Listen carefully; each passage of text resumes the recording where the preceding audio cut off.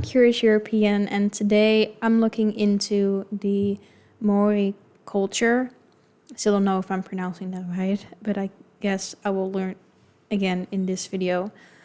But yeah, after, I don't remember exactly which video it was, but last week I posted a video about New Zealand, and I had some comments if I could look into Maori culture. So that's what we're doing today, because I am also really interested and want to learn more about it. So let's go ahead and find out more.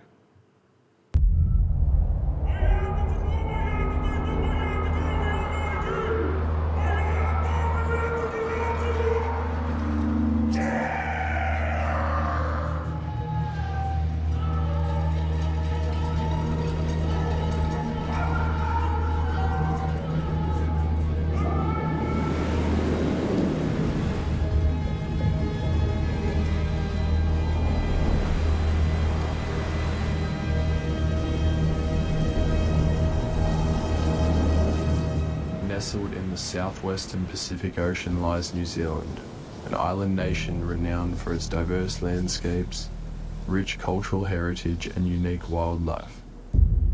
From the snow-capped peaks of the Southern Alps to the dramatic coastline of the Coromandel Peninsula, New Zealand offers an array of natural wonders waiting to be explored. But what truly sets New Zealand apart is its Maori culture, deeply Maori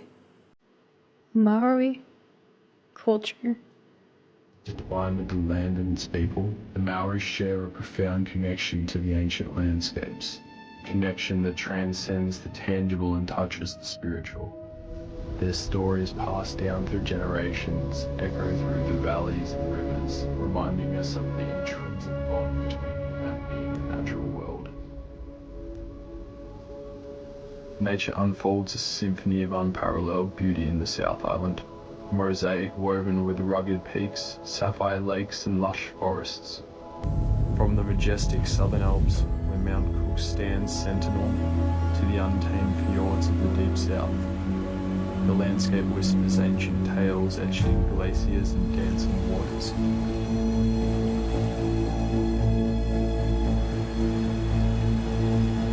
With its rugged landscapes and diverse habitats, South Island serves as a sanctuary for a variety of endemic species, including the high... What's endemic? It's not endangered, right? It's not another word for endangered. Let me know if you know what endemic is. I'm sorry, my that's not in my English dictionary in my mind. intelligent alpine parrot called the Haka. This highlights the island's pivotal role in conservation efforts and preserving the country's natural heritage. Continuing northward, we find ourselves on the west coast, where the landscape transforms into rolling hills and pristine beaches, revealing the coastal beauty unique to the South Island. This region is renowned for its wild weather patterns, shaped by the relentless forces of the Tasman Sea. Crossing the Cook Strait, our journey extends to the captivating geothermal wonders of Rotorua, where Maori traditions thrive amidst the steamy landscapes.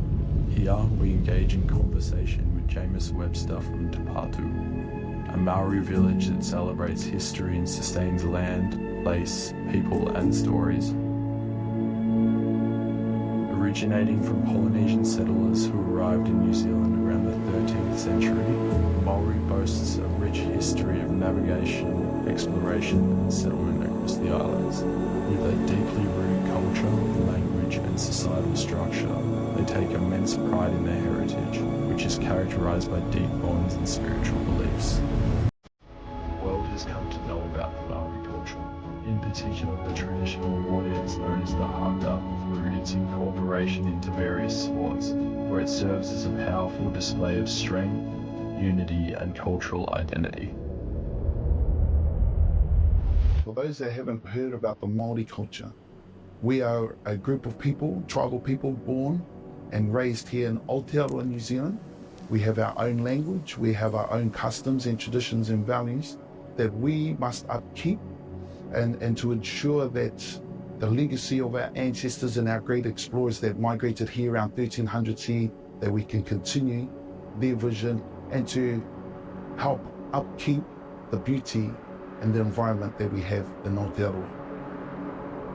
Ko te ariki atakura hau, ko James Webster tōku ingoa, he uri tēnei no te whānau apunui tūhoi te aroa me Ngāpuhi. So my name is Te Ariki Atakura, or James Webster, and my tribal affiliations are Te Aroa, Te Whānau Apunui, Tūhoi and Ngāpuhi.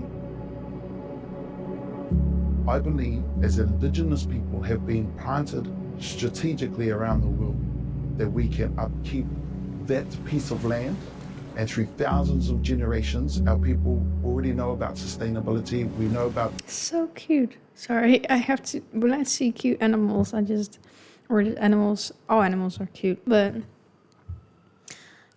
I wanted to touch on that what he said. That's quite interesting, that he's saying that Indigenous people have been strategically sprawled out into the world to make sure that, we know about sustainability. We have these, we hold on to these values of respecting nature and earth. I think that's what you say. I kind of interrupted him, but I thought that was really interesting. I never thought about it like that before. Environmental management, and it's our way to upkeep that and to ensure that that continues. Because we have a saying that goes, "Whatu ngaro ngaro te tangata toi tū te whenua," which means mankind will die, but the land will remain.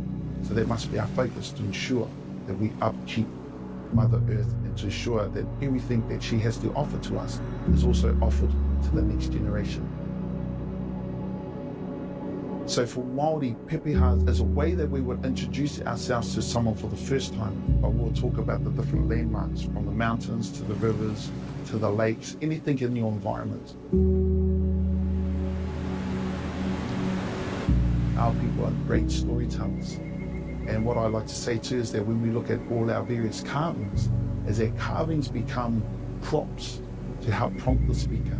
So for us to continue to ensure that certain narratives do not get lost, is that we will just turn to the various carvings to go, here's a symbol that talks about this particular guy who was a great warfare and he went through and he discovered these various areas. Everyone has a story. It doesn't matter who you are, where you're from, everyone has a particular story and about your journey. And when you can unlock that person's journey and where they started from and who they connect with and who they cross paths with, and we share in a similar story, it breaks down barriers so that I can connect more with people that I meet for the first time. Historically, the haka was performed by our ancestors prior going into battle. Being breath, ka to ignite or fire, which is a metaphor with all that. So you ignite a fire through your breath. Is that why when performing the haka you like stick out your tongue? Is that like a symbol for it? The energy that's conjured inside. When we perform the haka, we use our body as a percussion instrument so we can send all that energy around and we can release it with our sacred breath, which is the ha.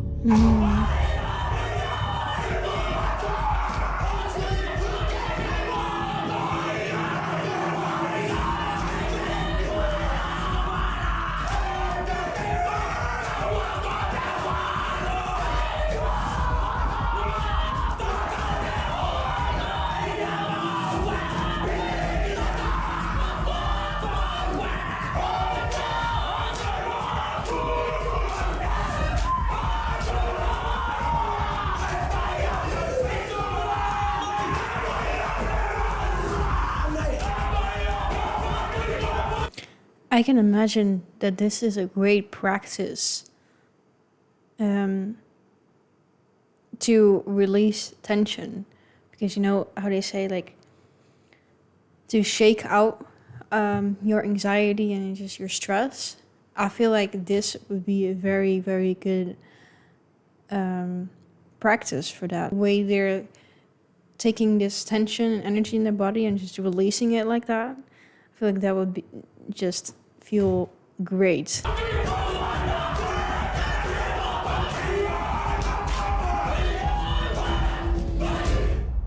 Mena ka ki mai ki a hau, he aha te mea nui tēnei ao, māku e ki atu he tangata, he tangata, he tangata.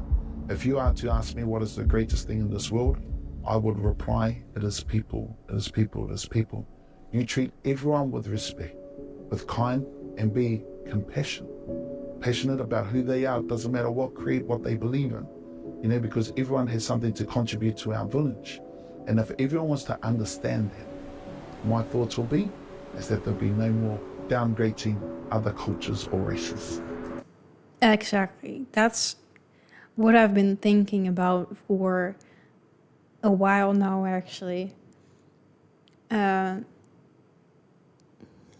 Especially with everything going on in the world.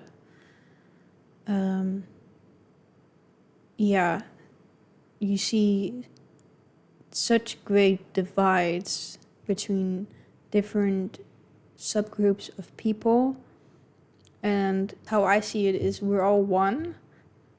I'm quite spiritual myself, but it's like we're all one, we're all connected. To me, everyone's equal, and yeah, it's just quite sad to see the state of the world right now, especially. And all these divides, these differing opinions. Of course, different opinions aren't bad. It's good sometimes because it can open up to effective communication, discussion, which can lead to better solutions. But when it's just unkind for no reason, and people keep holding on to their beliefs and aren't willing to discuss because they might be thinking that they're willing to discuss and that they're open, but really they're not. And I think it's then when those different opinions are harmful, because you see yourselves as different, and that creates these divides between different kinds of people. And I think that's ultimately, well, we're going really deep here, but ultimately I think that's how wars and everything is created, when you don't realize that we're all one. So essentially when you're hurting someone else, you're hurting yourself. But anyways, I really resonate with this message. Advancing further north, we find ourselves on the dramatic coast of the Coromandel Peninsula, where an old friend, Ash Lambert, unveils the beauty of sea caves and the abundant ocean. This is the very ocean that sustains his family, a testament to the deep connection between the people and the bountiful landscapes that cradle them. The Coromandel Peninsula holds significance within the Polynesian Triangle. This area encompasses the Pacific Ocean bordered by New Zealand, Hawaii, and Easter Island. The Coromandel has believed to be one of the areas where early Polynesian settlers arrived in New Zealand around the 13th century. Ko hukurangi,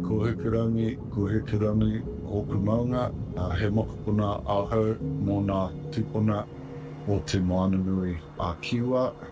Ko te whenua kura o toi, wātou ko kupe, ko hei te rangatira, ko hei te tangata. Tihe murua. Kia ora, my name is Ash Lambert. I'm a descendant from the ancestors that have been journeying through the Pacific.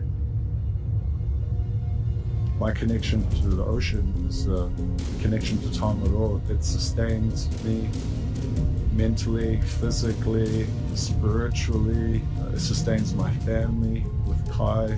It fills my cup. It helps me basically cleanse myself daily. Yeah, it's an inherited connection. Through my adult life, I've spent most of it working at sea, under the sea, on it. And for me, I'm a busy mind, I'm a busy person, so for me I take a lot of refuge in the sea. when I'm feeling stressed or overwhelmed with things, or I just need to process things, the ocean teaches you to be present. If you're not present, you're almost in danger. That's so true for me too. It's like one of my most peaceful moments was when I was just floating in the ocean. That was in Mallorca, but it could have been anywhere. And there's just something so peaceful about it to me as well. Just being in the ocean, just floating there, knowing it's like holding you, and you're just looking out at this beautiful blue sky with these mountains next to you. I don't know. It teaches you to be present. I do agree. Whether you're in the surf or spearfishing, diving, you have to be there.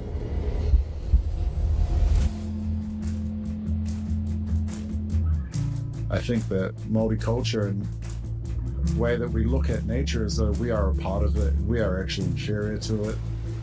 Having that sense of humility in that space probably has kept me alive. Whakapapa is our roots, it's our connection, it's our genealogy. It's important to everyone. What is whakapapa? Can you let me know if you know? Māori, it only takes a few ancestors when we're in conversation with each other to work out exactly where you've come from, where your mountain is, you're the waka that brought your family here. Yeah, so whakapapa is everything. That's who we are.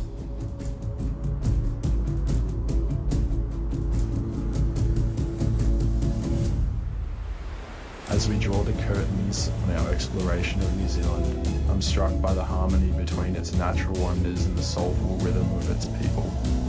Every step has revealed a deeper connection to nature woven into the fabric of the culture. The Maori tradition in particular stands as an example of this bond, where stories whispered by the land echo through the hearts of its people. Let us use this as an example of the profound connection between humanity and the world we call home. Exactly. Very well said there. And yeah, I feel like I didn't really say that much for the first half of this video, especially because I was kind of entranced. I hope I was still able to give my my contribution, but yeah, I'm very impressed by the creators of this video, but also the subject, which is the Maori culture. I did not know what their values were, how they see the world. So I feel like I see similarities between what my values and beliefs are and their culture. So this was a great watch and glad to know more about it. Yeah, if you can share anything more, let me know in the comments. Also, let me know what whakapapa means. I don't know if if that was explained, I just didn't get it. Let me know in the comments.